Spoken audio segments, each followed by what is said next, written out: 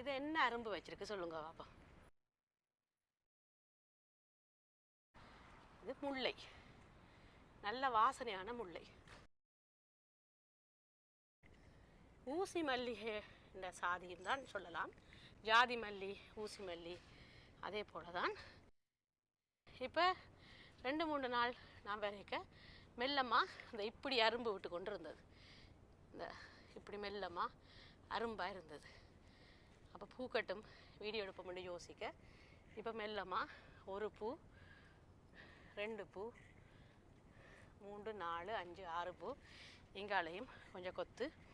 இதுக்குள்ளே நிறைய நாளைக்கு நாளண்டைக்கு 2-3 நாளால் இந்த பக்கம் வர நல்ல வாசனையாக இருக்குது. இப்போ நிற்கவே நல்ல வாசனையாக இருக்குது. எனக்கு மல்லிப்பூண்டா சரியான விருப்பம். பூக்களில் ரோஜா அழகண்டாலும் மல்லி நல்ல வாசம். அதில் வாசனை தலைக்கு பூ வச்சா தலை இடி வராது, மற்றது ஸ்ட்ரெஸ் இருக்காதுன்னு தான் பெண்கள் பூ வைக்கிறதான் தலையில்.